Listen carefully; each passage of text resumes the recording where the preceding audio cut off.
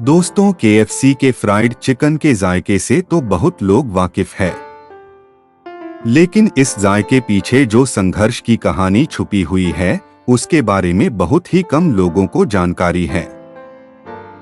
आज हम आपके साथ एक ऐसे व्यक्ति की कहानी शेयर करने जा रहा हूं जो ताउम्र संघर्ष करता रहा।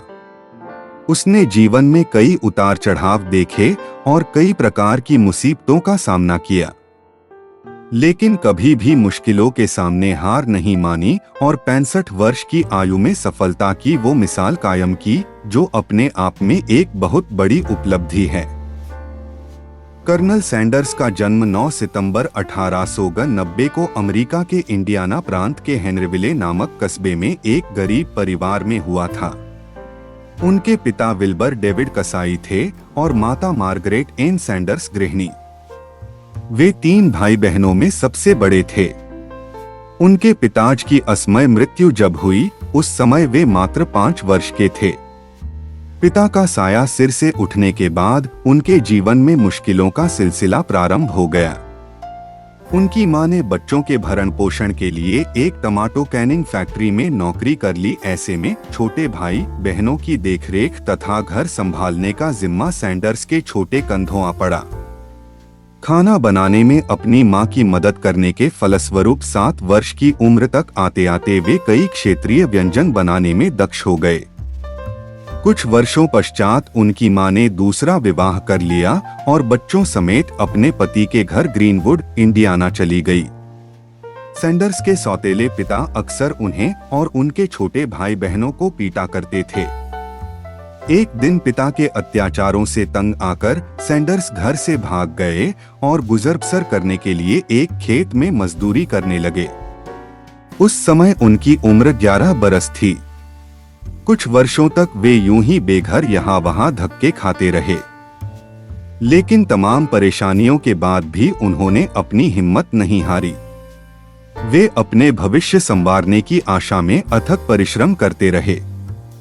15 वर्ष की उम्र में वे बस कंडक्टर बने और 16 वर्ष की उम्र में वे यूनाइटेड स्टेट आर्मी में भर्ती होकर क्यूबा चले गए। यूनाइटेड स्टेट आर्मी में अपना कार्यकाल पूर्ण करने के उपरांत वे कुछ समय तक एक लोहार के सहायक के तौर पर काम करते रहे। फिर उन्हें इलिनॉइस सेंट्रल रेल रोड में फायरमैन की नौकरी मिल गई। नौकरी में स्थायित्व प्राप्त हुआ तो उन्होंने जोसेफिन किंग से विवाह कर लिया। उसके बाद कुछ वर्षों तक वे पत्नी और 3 बच्चों के साथ एक सुखी जीवन व्यतीत करते रहे, लेकिन एक दिन कार्यस्थल पर उनका एक कलीग से झगड़ा हो गया और उन्हें अपनी नौकरी गंवानी पड़ी। इस परीक्षा की घड़ी में उनकी पत्नी भी उन्हें छोड़ गई। रेलवे में नौकरी के साथ साथ वे लॉ का कोरेस्पॉन्डेंस कोर्स भी कर रहे, जो नौकरी जाने के बाद उनके काम आया। उन्होंने लॉ प्रैक्टिस शुरू कर दी, लेकिन फिर भी उन्हें स्थायित्व नसीब नहीं हुआ। 40 वर्ष की उम्र तक पहुंचते तक वे एक स्थान से दूसरे स्थान पर भटकते रहे, जॉब पर जॉब बदलते रहे और कई व्यवसायों में अपना हाथ आजमाते रहे। उन्होंने लाइफ इंश्योरेंस बेचे, सेल्समैन का काम किया, टायर और एसिटिलीन लैंप बेचे, ओहियो नदी में स्टीम बोट से सवारियां ढोने का व्यवसाय किया, लेकिन किसी भी कार्य में उन्हें सफलता प्राप्त न हो सकी। लगातार असफलताओं के बाद भी सैंडर्स ने प्रयास करना नहीं छोड़ा। 40 वर्ष की उम्र में वे कार्बिन, केंटकी आ गए और एक सर्विस स्टेशन खोल लिया। सर्विस स्टेशन से प्राप्त होने वाली आमदनी पर्याप्त नहीं थी। आमदनी में बढ़ोतरी के उद्देश्य से उन्होंने सर्विस स्टेशन के पीछे बने कमरे में एक टेबल और कुछ कुर्सियां डाल दी और वहां आने जाने वाले ड्राइवरों और यात्रियों को पेन फ्राइड चिकन, हैम, स्टीक व अन्य खाद्य पदार्थ बनाकर खिलाने लगे। लोगों को उनके बनाए खाने का स्वाद इतना पसंद आया कि वे उनका बनाया खाना खाने के लिए वहां आने लगे।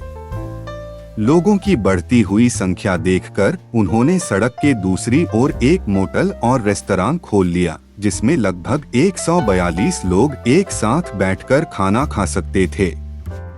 लोगों को उनका बनाए खाने में पैन फ्राइड चिकन विशेष रूप से पसंद था। वे अपनी इस रेसिपी पर लगातार कार्य करते रहे ताकि यह यूनिक बन जाए। आखिरकार 9 वर्षों की मेहनत के उपरांत उन्होंने 11 हर्ब्स और स्पाइसेस से युक्त अपनी पैन फ्राइड चिकन की रेसिपी पूर्ण कर ली। यह रेसिपी उनके रेस्तरां की यूएसपी बन गई। सैंडर्स अपने पैन फ्राइड चिकन के कारण मशहूर हो गए। उनका बनाया चिकन केंटकी के गवर्नर को इतना पसंद आया कि उन्होंने 1935 में हरलेन सैंडर्स को कर्नल की उपाधि से विभूषित कर किया। उनका रेस्टोरेंट अच्छा चल रहा था। उनके रेस्टोरेंट चलने का एक बड़ा कारण यह था कि वह फ्लोरिडा जाने के मार्ग में अवस्थित था, जिससे उस मार्ग पर गुजरने वाले यात्रियों की नजर उनके रेस्तरां पर पड़ती और वे उसका रुख कर लेते। लेकिन 1950 के दशक में एक अप्रत्याशित मुसीबत उनके समक्ष आ गई। फ्लोरिडा जाने के लिए एक नए हाईवे का निर्माण हो गया जो कार्बिन से होकर नहीं गुजरता था। इससे सैंडर्स का व्यवसाय बुरी तरह प्रभावित हुआ और वे कर्जे में डूब गए। कोई चारा न देख उन्होंने अपना रेस्तरां बेच दिया। कर्जे चुकाने के बाद उनके पास सोशल सिक्योरिटी के $105 के चेक के अलावा कुछ भी न बचा। वे 65 वर्ष के हो चुके थे और ताउम्र काम करने के बाद भी उनके हाथ कोई पूंजी शेष नहीं थी। वे सोशल सिक्योरिटी के सहारे अपना जीवन यापन कर रहे थे। उनके समक्ष सबसे बड़ी समस्या ये थी कि जीवन यापन के लिए अब क्या करें। पूंजी उनके पास थी नहीं। ऐसे में उन्हें एक आइडिया आया कि क्यों न उस वस्तु का ही उपयोग किया जाए जो उनके पास उपलब्ध है, और वह वस्तु थी उनकी फ्राइड चिकन की रेसिपी। उन्हें अपनी फ्राइड चिकन की रेसिपी के स्वाद पर पूरा भरोसा था, इसलिए इसे केंटकी फ्राइड चिकन का नाम देकर उन्होंने इसकी फ्रांचाइजी बेचने का इरादा कर लिया। फिर क्या वे अपनी कार पर अमेरिका और कनाडा के दौरे पर निकल गए और विभिन्न रेस्तराओं में विजिट कर इस संबंध में चर्चा करने लगे। उन्होंने लगभग 600 प्रांतों का दौरा किया और हजारों रेस्तरां मालिकों से संपर्क किया। कई लोगों के उनका प्रस्ताव अस्वीकार कर दिया और कई लोगों ने उनका मजाक भी उड़ाया, लेकिन वे विचलित नहीं हुए और अपने दौरे जारी रखे। 1008 रेस्तरां मालिकों द्वारा रिजेक्ट कर दिए जाने के उपरांत आखिरकार 1009वें रेस्तरां मालिक ने उनका प्रस्ताव स्वीकार कर लिया और फ्राइड चिकन की पहली फ्रांचाइजी साइन कर ली। उस रेसिपी के कारण उस रेस्तरां की बिक्री में असाधारण रूप से वृद्धि हुई, जिसे देखकर अन्य रेस्तरां मालिकों के भी कर्नल सैंडर्स से फ्रांचाइजी लेना प्रारंभ कर दिया और इस तरह KFC रेस्तरां चेन की शुरुआत हुई। यह विश्व का पहला रेस्तरां चेन था जो अंतर्राष्ट्रीय स्तर पर विस्तारित हुआ। 1964 तक आते आते अमेरिका और कनाडा में KFC के लगभग 600 आउटलेट खुल गए। इसके आउटलेट इंग्लैंड, मैक्सिको, जमैका में भी खुले। 1964 में सैंडर्स ने $2 मिलियन में केंटकी फ्राइड चिकन कॉरपोरेशन, एक अमेरिकी कंपनी को बेच दिया और आजीवन इसके वैतनिक ब्रांड एम्बेसडर बने रहे।